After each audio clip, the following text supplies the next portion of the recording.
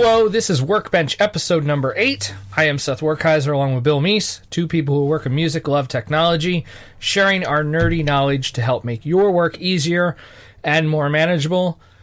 Hello, Bill. Hi, Seth. How's it going? It's going wonderfully. Spring is in the air. Oh, man. Oh, man. If you are anywhere close to where we live, today was a great day. It was fantastic. The things were melting. People were outside. I saw people with their arms hanging out the window of their cars. People are rejuvenated and ready for some warmer weather. Yes. The snow is subsiding. The weather, it's beautiful. You can have doors and windows open a bit now. It's going to be 40s all week. You know what's interesting about that is I was outside today in a T-shirt, and I was thinking, wow, this is so warm. But then I know in June or July, or not, maybe not June or July, but during the summer, if we have a night where it goes down to like 50, I'm gonna feel, oh man, this is so cold. Where's my hoodie? But yeah, man, I was out today with the family, and people's moods are switching gears, and people are just becoming happier on Long Island, New York here. Dude, I remember being in a car with you out there on Long Island, man, seeing cars spinning out in intersections, stuck on hills. That wasn't too long ago. Yeah, it's we live super dangerously on Long Island. Yes. These are the mean streets of totally. suburbia. No, we are done with that and moving towards spring. Excellent. And we sprung our clocks ahead. We're ready to go. Awesome. So what is this, episode 7? This is episode 8. Jesus. Okay, episode 8. Yes. Creeping up to double digits. I didn't think we'd get this far. Here we are. And on this episode, we're talking about podcasts. Wait, so we're recording a podcast about podcasts. It's like Inception. This is podcast Inception right here. Yes. Yeah. Podcast within a podcast. No, we're going to do an episode about our favorite podcasts because, honestly, without the ones we list here, this show never would have happened. And most of the shows that we're going to go over have been around for a long time, and the ones that haven't are made by people who've been doing podcasting for a very long time. Yep. So listen close. The ones that we go over are chock full of information, tools, tips, and tricks. And honestly, looking at our show notes, you're not going to want to miss any of these. No. Good stuff. Yeah. So why don't you kick it off, man? I'm gonna start off first with Back to Work, which is on the 5x5 network. And it's Dan Benjamin and one of my favorite characters on the internet, Merlin Mann, who is the quote-unquote inbox zero guy, unquote, who doesn't like to go by that, but he's kind of tagged that. And it's a delight. It takes a while to get used to. There's over 100 episodes or so. They ramble on for sometimes the episodes are up to 2 hours long. But I just love Merlin Mann. I think he's great. And for every 45 minutes of absolute rambling that he does, a nice 10-minute nugget comes out every now and again. And I'm okay with that. The funny thing about Back to Work for me is that it took me 3 tries to get into that show. I think I've told you this story before. Yeah.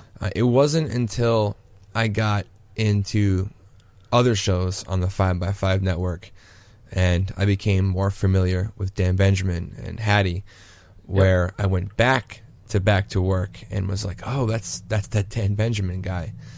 And it wasn't until then that I actually was able to digest and sit through an hour and a half of them just going back and forth.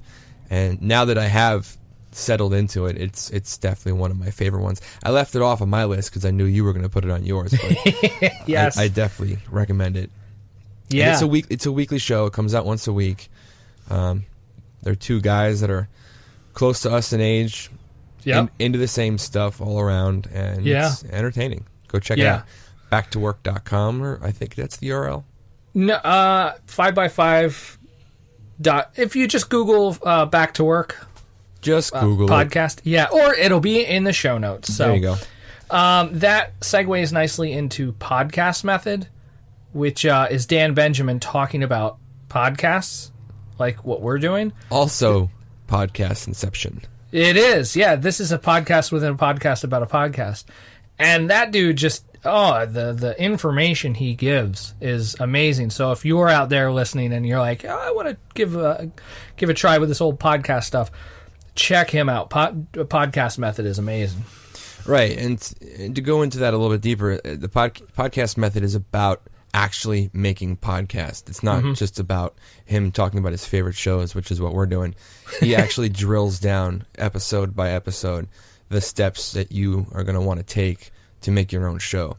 Right, microphone placement and yeah, how to come up with shows, how to do interviews. Everything from audio recording to sponsorship, you name it, it's in there. He's only about 4 or 5 episodes in, I think. Yeah, there's not many of them. But, I mean, what's there is timeless. Like, you could totally get something out of all of them. Oh, yeah, absolutely. How about some of yours? Yeah, my first one, and probably my number one, is another one on the 5x5 network called Mac Powerusers. And it's a show about Mac and Apple, but it's hosted by David Sparks and Katie Floyd. You can find them at Mac Sparky and at Katie Floyd on Twitter.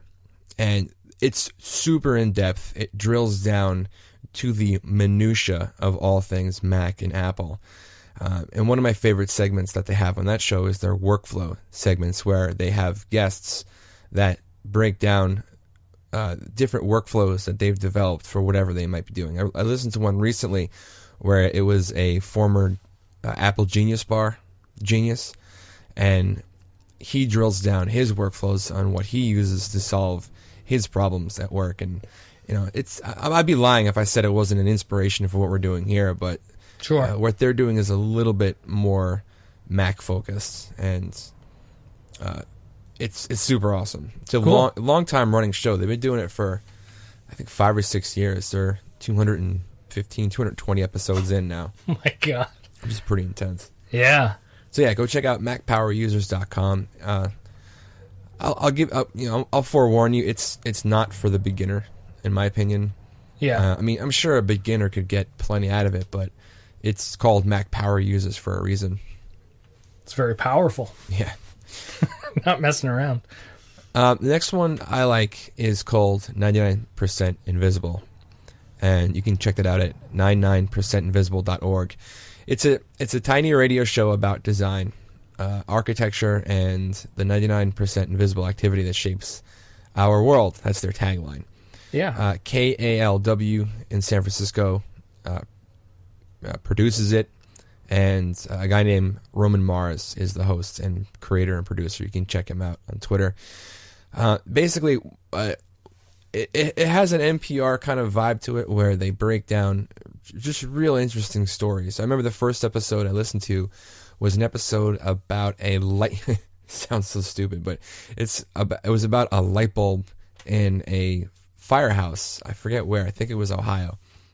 But the light bulb has been on and functioning since the invention of electricity.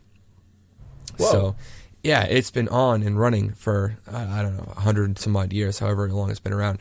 And the story is about how it got there, who put it there, who's responsible for it. Now, I think there's a webcam on it now. Actually, you can find it online. We'll try and put something in the show notes to that. But if you just check out 99% Invisible, it's on there. Wow. But yeah, it's just another podcast about real interesting stories from around the globe, and it's produced really well. Awesome. I've never heard of that. That's cool. Yeah, check it out. Another one of mine that I listen to every now and again is 100 Words or Less, which is by a dude that some of the Twitter followers that follow us probably know, Ray Harkins. And he just interviews bands, a ton of guys in bands. And it's a lot of fun, just like usually hour-long interviews with people from all over. Usually some older dudes that have been in bands, been around, have some good stories, good tips, this, that, the other. Neat little nuggets about albums that they recorded like a decade or more ago. I really like that podcast. Awesome. You ever listen to that? I haven't. I got to check it out. I've known Ray a long time, and I haven't heard of that, so I'll have to check it out. Yep. So there's that, 100 Words or Less. That's definitely one of those like I'm not subscribed in that it shows up on my device every week, but I follow Ray and like I'll see his tweets and here and there it's like, oh, I should go listen to that, and I usually end up listening to it on his website. It's kind of neat. Yeah. Cool. Yep. And then another geeky one for me then is probably the talk show, which is John Gruber from Daring Fireball. DaringFireball.net, which is that super like minimalist website out there that John Gruber runs and has been running for a million years now. But he does podcast episodes with some pretty interesting guests, and the dude knows what he's talking about. So I love listening to that kind of stuff. He's one of those Apple insider guys too. He is, and kind of like Mac Powerusers probably. I haven't listened to that, but like on this end, with John Gruber, the talk show, they just like, it's more like almost pontification. They're just like talking into the wind about this and that and how it ties in with like the New York Yankees or blah blah. Like it's a little more conversational probably than a step by step how to get the most out of your Mac kind of podcast. Right. Yeah. That's awesome. Yeah. That's another one I've tried and I just couldn't pull it off. Yeah, they're talkers. They're talkers. Yeah, I'll have to go back and try it again. Yep. But my next one is one called StoryCorps. And it's core spelled as in Marine Corps. So StoryCorps, CORPS. And you can check them out at storycorps.org. And this is their tagline. Since 2003, StoryCorps has collected and archived more than 50,000 interviews with over 90,000 participants. Each conversation is recorded on a CD to share and is preserved at the American Folklife Center at the Library of Congress. That's pretty badass. That is. StoryCorps is one of the largest oral history projects of its kind, and millions listen to their weekly broadcast on NPR's Morning Edition. Now, this one caught my attention because, in a nutshell, they provide a medium and a space for anyone to record an interview with anyone. Yeah. Now, it leans towards, sensational stories, a lot of military, a lot of people with terminal illness, family members, other nationalized stories. Mm-hmm. But what caught my eye on this or my ear rather, is that they provide a space for these interviews to take place. Now, they have spaces available in Atlanta, Chicago, San Francisco. And if you want to bring someone in or propose an idea for an interview, you can do that. And the fact that they have 90,000 participants over the last, 12 years tells me that they really don't tell people no a lot. Right. So, a lot of it, I don't have a favorite one on the top of my head, but a lot of them, like I said, is like terminally ill people or military, etc. And they're really short. They're only about between 7 and 12 minutes long, but cool. They're really, really moving. So definitely check that out. Yeah. And you have some podcasts that are off season. Yeah. Now, off season means that they're not currently publishing. Now, if you listen to this, you know that we publish this once a week, and most podcasts do keep some sort of schedule. But I've noticed that on the end of podcasts that are really highly produced, like usually by radio companies or NPR or someone else, a lot of them will work in seasons, where they'll have season 1, 2, and 3, where I'm assuming that they just produce them all up front and they just leak them out, one by one, kind of like a TV show. Yeah. It's probably a really smart way to do it, honestly. Yeah. But anyway, I'll get this one out of the way just because I don't want to spend a lot of time on it, but I stumbled along Serial right around Christmas time, and I simply wanted to know what the hell all the hype was about. A lot of people were talking about that, yeah. Yeah, and and those of you who aren't familiar, it has turned into the biggest podcast of all time, if I'm not mistaken. And in a nutshell, it's a spin-off of NPR's This American Life. Sarah Koenig is the host and producer, and it's investigative journalism where they look into this case of a kid, and now a grown man in Maryland named, what the hell is his name? Adnan Syed, who was convicted of killing his girlfriend back in 1999. His conviction was a little bit rocky, but he was still convicted and put away in prison for a long time. And Sarah's investigative journalism basically just rips through the entire case piece by piece, retelling the story and pointing out the points that may be questionable. Mm-hmm. And I'll stop there because it's a gigantic story which has spun off into other sidebar stories and other articles and discussions, and it's intense. So check it out. Serialpodcast.org. It's interesting that, because like, to think of, it's so easy to think of podcasts of like, hey, it's this weekly thing and we're talking about this week's news and this and that, and that the medium, this podcast medium, can also be used for this kind of stuff. It's kind of cool. Right, and it's a really cool example of a medium kind of taking on its own lane, where I don't think it was meant to do that in the beginning. Yeah. And not only that too, but I know like NPR and other companies are, they're using it for news. Right. And stuff that people consume daily. I know that CBS Radio is pushing out a huge podcast initiative. I think it's called Play.it, where you can find a lot of their daily morning shows as podcasts every day, which is kind of crazy. ESPN's been doing that for years too. Yeah, and so like is PTI and all those. Yeah, a lot of the sports networks have. And that makes sense. It's a radio show. Why not? It's a podcast too. So, right. It's a way for radio to archive their content and make it available to the niche audience that wants to consume it. Yeah. You have another one? I don't know. That's it? All right. Yeah, man. All right, fine. Dude, my podcast habits are just kind of, I don't have a commute. I don't sit in a car. I don't take a train anywhere. And when I'm outside and I am walking to different places or I'm on a bus, I just don't listen to music or anything. I'm just my ears in the breeze, taking it in. Just staring at the window, pontificating about John Gruber. Yeah, yes, exactly. And what the new watch is going to be about and stuff.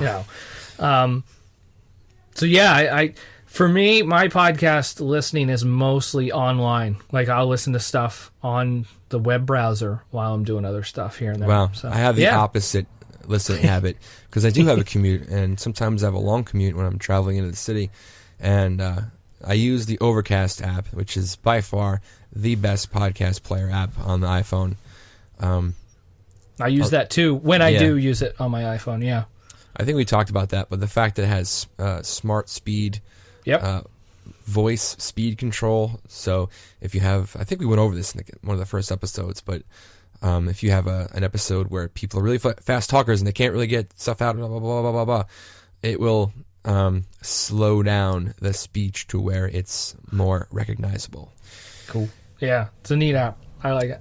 Anyway, and I'll use that too. Like, I mean, not that I don't ever, but I'll be doing the dishes or something like that, and I'll put up, Outcast or Overcast and bring up a podcast or something. So you listen to Outcast while doing dishes? Got it? No, I do not listen. I listen to Overcast, dude. Come on, nice, old school. No, whatever.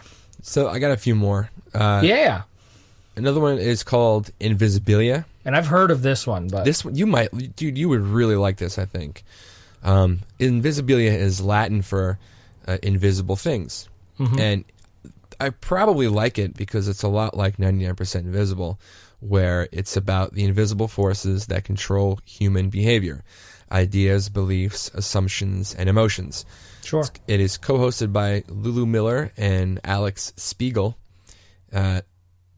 Invisibilia interweaves narrative storytelling with scientific research that will ultimately make you see your own life differently. Whoa.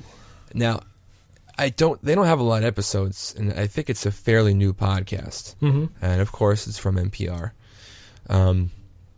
But the episodes that they have done were really compelling, and the two I'll point out is one called Fearless, and I'm not going to start quoting the science about it, but It's about a woman who has no clinical capability of feeling fear or feeling the emotion of fear. Whoa. And just her story alone is super fascinating. Mm-hmm. It talks about how she's been robbed at gunpoint multiple times, and how someone with no ability to feel fear handles that. It's really interesting. Whoa. And the other one is called, the other episode of Invisibilia is called The Secret History of Thoughts. Now, this was the one that really hooked me into this show. And I'll give you the short version of the story. There's a kid, normal kid. He's kind of an engineer, plays with a lot of electric circuit toys, chemistry sets, stuff like that. And he's about 9 or 10 years old, and he gets a brain disorder. And over the next following years, he becomes less and less responsive, and ultimately becomes like a vegetable. And I forgot what his condition was. I think it was something muscular. But he got to the point where he was catatonic. He couldn't communicate. People thought he was brain dead. And, not to spoil the story, but I think 10 years later, he started having the capability of communicating again. And he went on to tell his family and friends that the entire time that they thought he was catatonic and a vegetable, he was aware of everything that was going on around him. Ugh. But he just couldn't speak or couldn't move. And just that story of someone being, a captor in their own brain for 10 years and ultimately coming out of it is crazy. The story is, the guy goes through thoughts of suicide, love, hate, you name it. And though, if you're just alone with your thoughts for a couple of minutes on a daily basis, or even for half a day, or you know what they say about cabin fever. This guy had 10 years of it, and it must have been excruciating because he was around his family the entire time. And Yikes. The story and the science starts to explain like how your thoughts affect you physically, blah, blah, blah. Go check it out. Just Google Invisibilia NPR. Yep. And my last one I'll talk about is one called Slate's Working, and it's from the website slate.com. And it runs down different professions, just talking about what they do on a daily basis. And if you're a work geek like me and Seth are, you might find this interesting. Yeah. And this is another one. They don't have a lot of episodes. They've done, I think, like a dozen or so. But some of the examples are a school principal, a Google coder, a Hollywood screenwriter, and they even break down the daily routine of a porn star. And if you're interested in what those people do on a daily basis in those specific professions, go check that out, because that's pretty awesome. Point being, with so many of these podcasts, man, there is just there's something for everyone. Yeah. I mean, if you want to find out how to work better, this, that, or the other, or what's going on with the Apple, I'm sure if you're into Windows phones, I'm sure there's stuff. I have friends that do Android podcast once a week, and I mean, there's just so much out there. Yeah, totally. So that's that, man. I mean, that's a lot of. If the thing about these shows that we talked about is that some of them only have maybe 10 or 12 episodes. Some of them have hundreds. Yeah. The reason why we didn't go into more than this is because I think collectively across all of the shows we talked about in this episode, there's probably close to 700, 800 episodes, which are all around anywhere between 30 and 60 minutes apiece. Right. So if you just stick to the ones we mentioned here, you'll be busy for a while. Just give them a listen. Yeah, for sure. And I find myself doing that. Like, even if I'm a fan of a show, I'll go back and I'll listen to the first couple episodes just to see where they came from, and see how the show has progressed and moved through, the bumps in the road from when they started. It's really cool. Yeah. Oh, dude, real quick, I saw who is it? It was Washed Up Emo and Modern Vinyl, I think, did a podcast today in person. Somewhere, I don't even know where it was, but I saw that they promoted it over Meek Rat. You hear about that? No, I've never heard of it. Meek Rat's this like Twitter stream app thing that I'm sure we could talk about in another episode. But it was really cool. Like they were doing this interview for a podcast that's coming out down the road, but they like live streamed it over video on Twitter of them talking. Interesting. Yeah, it's another good one. Washed Up Emo. He talks with a bunch of, old school classic, emo bands and stuff. So awesome. Just throwing that in there. Yeah. Sorry. Check it out. Put it in the show notes. Oh, so much. Yes, absolutely. So if that's it for this episode. If you want to check us out online, just hit workbenchpodcast.com. And that links to everything we talked about and a lot more. Yep. And if you're subscribed on iTunes, give us a review. That'd be awesome because then we show up here and there and everywhere in different apps for people to discover this podcast. Yeah, that really does help. And for questions or comments, find either of us on Twitter. I am at Bill Meese. That's BILLMEIS. And Seth is at Seth W. Yep. Or email us. Yep. Or at hello@workbenchpodcast.com. Yeah, if we said something on this episode that is wrong or something that you liked or something that you didn't like, feel free to email us and tell us about it. Or share your favorite podcast, too, and we'll check them out. Yeah, totally. Give and take. Awesome. Great. Cool, dude. Good times. Seth? Yes? Thanks, buddy. Yeah, dude. All right, later. Later.